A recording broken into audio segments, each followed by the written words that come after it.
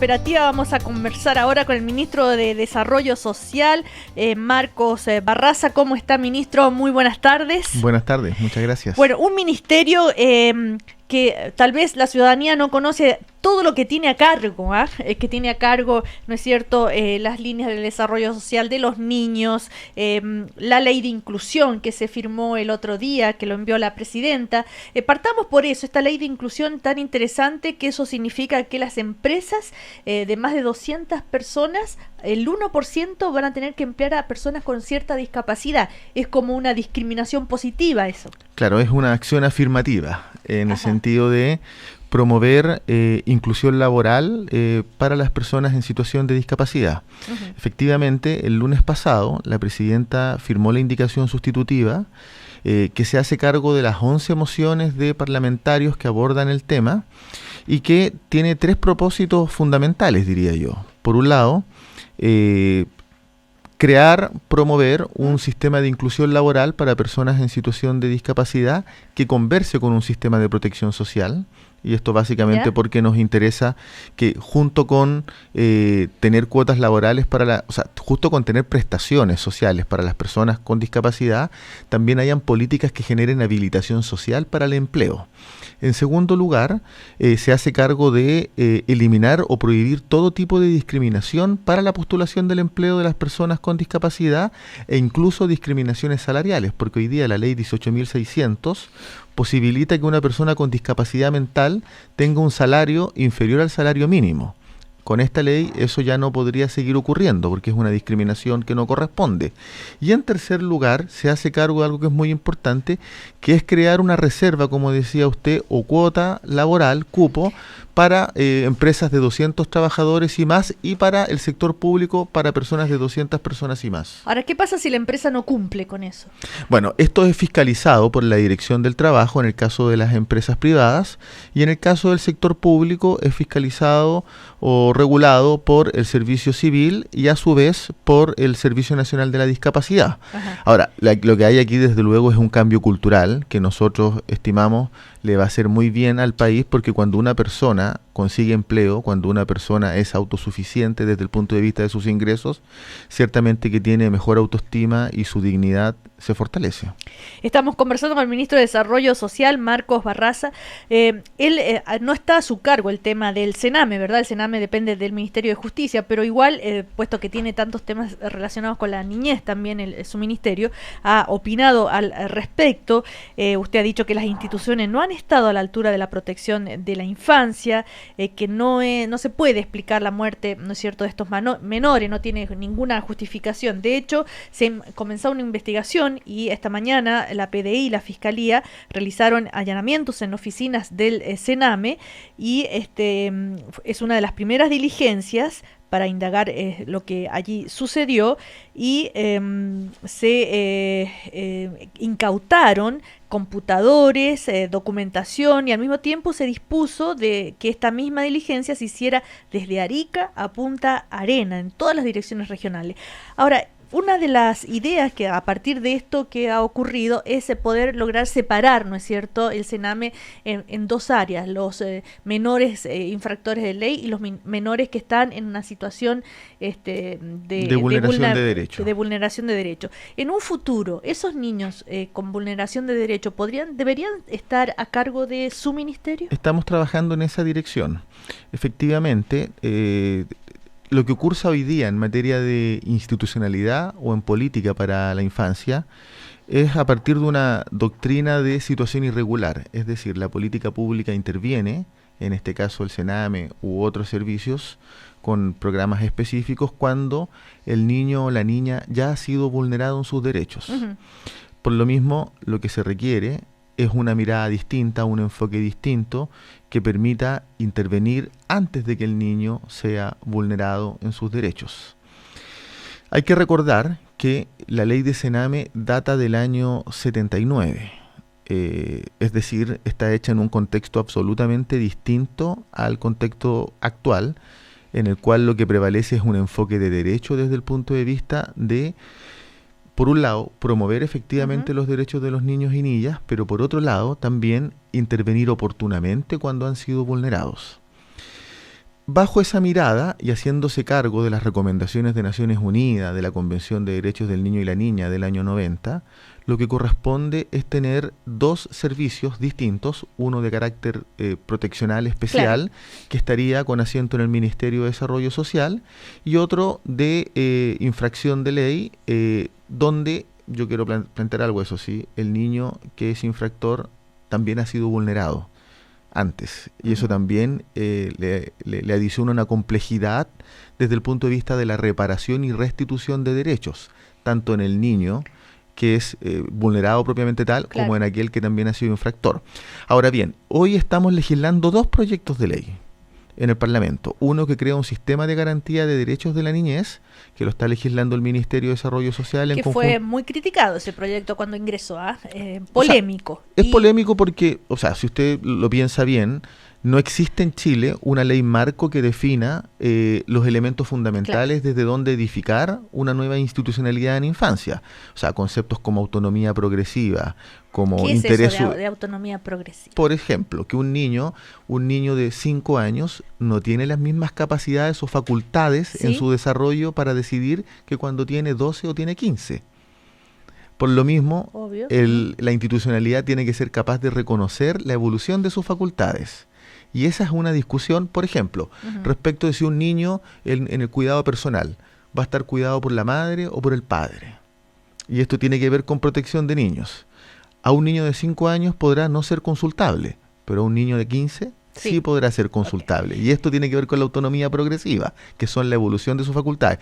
Pero pongo este ejemplo porque son principios, valores que no existen en la legislación y que en esta ley marco sí debiesen existir. Y por lo mismo es tan compleja su discusión, porque apela a... ¿Y cómo está la discusión? ¿Cómo va? Hemos avanzado. Se hicieron aproximadamente 500 indicaciones por los parlamentarios. Ha despertado mucho interés. Y seguimos legislando porque esta es una materia que tiene que ser muy, pero muy discutida. ¿Se aprobará antes del fin del gobierno? Esperamos que sí, ese es nuestro propósito, tener una ley de garantía antes de que termine nuestro gobierno, como así también tener una subsecretaría de la niñez. La subsecretaría de la niñez. Esto de crear nuevos ministerios, nueva subsecretaría, ¿no es burocratizar también el funcionamiento de la sociedad? No en este caso, muy por el contrario. No sirve mucho tener un servicio de protección especializado en protección dividido de un servicio de infracción en el Ministerio de Justicia, si en el caso del Ministerio de Desarrollo Social no incorporamos un nuevo objetivo al Ministerio de Desarrollo Social. ¿Cuál es el objetivo del Ministerio de Desarrollo Social? Abordar políticas en materia de pobreza y vulnerabilidad social. Y desde luego también de la desigualdad. Sin embargo, el objetivo de la protección integral de los niños, teniendo presente que en materia de CACEN, la pobreza en los niños del orden del 20%. Por tanto, tiene que ver también con políticas integrales desde el punto de vista de sus derechos. No tiene mucho sentido tener un servicio de protección si ese servicio de protección especializado que reemplace el CENAME no tiene una articulación con garantías sociales que se expresan en los diferentes ministerios. Por lo mismo, tener una subsecretaría de la niñez es prerequisito o precondición para construir una política pública con enfoque de derechos. Ahora, el Ministerio de Desarrollo Social no se ocupa solamente de los niños, ¿verdad? Tenemos también, por ejemplo, lo que pasó con los pueblos indígenas, ¿sabes? El diálogo con los pueblos indígenas. ¿En qué está ese tema? ¿Cómo les fue, ministro? A ver, nosotros estamos legislando dos proyectos de ley que son fruto de la consulta indígena que se realizó entre el 2014 y el 2015. Sí. El que crea el Ministerio de Pueblos Indígenas y el que crea el Consejo Nacional y los 9 consejos de pueblos indígenas. El ministerio ciertamente porque requerimos tener una institucionalidad de mayor peso que permita tener una política y una mirada completa e integral de la situación de los pueblos indígenas en nuestro país. Fíjese usted que si el año 2005 en Chile el 4% se reconocía indígena, el año 2013 es del orden del 9%. Es decir, la identidad indígena se ha vitalizado. Hablamos de más de 1,5 millones de personas, pero requerimos de una política integral que aborde tanto problemas de ruralidad en términos de desigualdad, pobreza, integración, derechos económicos, sociales, culturales y políticos, pero también para el sector urbano en el caso de los pueblos indígenas, teniendo presente que el 70% vive en zonas urbanas y el 30% en zonas rurales, pero requerimos de una institucionalidad representativa y por eso también el Consejo Nacional y los 9 consejos. Ahora, eso en complemento con lo que estamos realizando, que es el proceso constituyente indígena, que es complementario al proceso constituyente general. Ahora, a propósito de todo lo que pasa en el sur en particular, ¿no?, con los pueblos mapuche, se ha enviado desde el gobierno, ¿no es cierto?, una inversión de mesas de diálogo, en fin, pero que no todos estuvieron dispuestos a sentarse en esa mesa de conversaciones. Eso no, ustedes como Ministerio de Desarrollo Social, ¿tienen alguna injerencia en eso? No, nosotros lo que estamos llevando, a ver, yo creo que son ámbitos de acción distintos. Por eso. La tensión que se vive en la Araucanía es lo que aborda la mesa propia que se creó allá. Y donde yo lo miro de manera optimista. Creo que ahí hay una necesidad de dialogar y un interés de buscar miradas comunes que se ha postergado por mucho tiempo. Y en mi opinión esa mesa está transitando con las tensiones propias de ponerse de acuerdo respecto de una materia que tiene antecedentes históricos desde el punto de vista de miradas distintas. Sin perjuicio de aquello, y a propósito de dotarnos de una nueva constitución y teniendo presente que el Estado de Chile tiene deudas en materia del reconocimiento constitucional de los pueblos indígenas, de su participación política, por ejemplo, en el Parlamento, de tener una mirada integral, de donde se aborde el problema del derecho colectivo, que es distinto al derecho individual como lo expresan los pueblos indígenas, necesariamente requerimos también que el debate constitucional se dé también con una mirada indígena. Y así como existe un proceso constituyente donde participan todos los chilenos y chilenas, también existe, y también participan los pueblos indígenas, existe un proceso constitucional indígena que estamos llevando a cabo de acuerdo al estándar del convenio 169 de la OIT. Esto significa que hay un proceso de participación que se va a realizar entre agosto, especialmente septiembre y octubre, para los 9 pueblos indígenas en nuestro país, donde se van a discutir las materias constitucionales y luego habrá una consulta al anteproyecto de constitución de acuerdo al estándar del convenio 169 de la OIT. Por último, estamos conversando con el ministro de Desarrollo Social, Marcos Barraza. De lo que llevamos de este gobierno, ¿cuáles han sido los logros de su ministerio? ¿Qué diría usted? Bueno, nosotros hemos hecho harto, hemos avanzado de manera sustantiva, por ejemplo, en el reemplazo de la ficha de protección social por el actual registro social de hogares. La ficha de protección social era un instrumento altamente insatisfactorio desde el punto de vista de la ciudadanía. Era percibido como un instrumento que no medía lo que tenía que medir para efectos de selección para optar a la protección social. Y esa percepción ciudadana era una percepción que también compartían los estudios técnicos. Reemplazamos esto por un registro que es mucho más justo, más transparente. Vamos a implementar ahora un registro social de personas en situación de calle, a propósito de cómo abordar efectivamente de manera integral las personas que están en calle. Antes se hacía cada 5 años un catastro y vamos a hacer un registro que va a ser un instrumento para hacer política permanente. Pero también estamos avanzando en los proyectos de ley de infancia que tienen que ver con tener un enfoque distinto en los proyectos que tienen que ver con pueblos indígenas y ciertamente que estamos avanzando también con la extensión y ampliación del Chile Crece Contigo, que es una gran política pública desde el punto de vista de la protección. Por ello, tener un servicio de protección especializado en el Ministerio de Desarrollo Social que coordina el Chile Crece Contigo es un cruce virtuoso. ¿En qué se ha avanzado o se va a avanzar en el Chile Crece Contigo ahora? Bueno, en este año estamos implementando la extensión hasta los 5 años de edad, con programas orientados a salud mental para niños y también de programas orientados al juego, teniendo una comprensión integral. Durante el 2016 vamos a avanzar en la extensión hasta los 7 años de edad y el 2018 hasta los 9 años de edad. Tiene que ver con el cruce entre el Ministerio de Salud y el Ministerio de Educación, teniendo presente que lo que aquí debe prevalecer es un apoyo integral. Y le quiero poner un ejemplo. Yo soy psicólogo infanto-juvenil.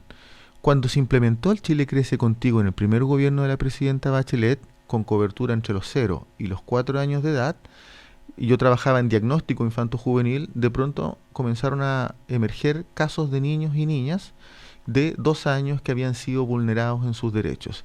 ¿Cómo se pesquisaba ese caso? a través del Chile Crece Contigo en el apoyo integral que se hacía desde salud. Entonces, extender el Chile Crece Contigo es absolutamente complementario a un reenfoque en las políticas públicas en materia de protección de infancia, donde esté el acento en la promoción del derecho y no en la intervención cuando ya ha sido vulnerado. Muy bien, no parece, el ministro tiene a su cargo un tremendo... Es un gran ministerio. Un gran ministerio, aunque sea un ministerio así como quitado de bulla, digamos, pero son temas fundamentales en una sociedad. Y se va trabajando ahí, tal vez sin tanta escandalera, pero con mucha...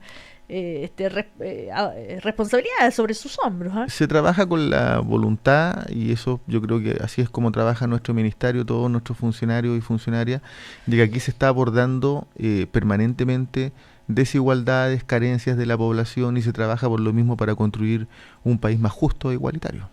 Gracias al ministro Marcos Barraza, ministro de Desarrollo Social. Que les vaya muy bien, éxito con todos esos proyectos. Gracias, Cecilia, muchas gracias. Vamos a comerciales.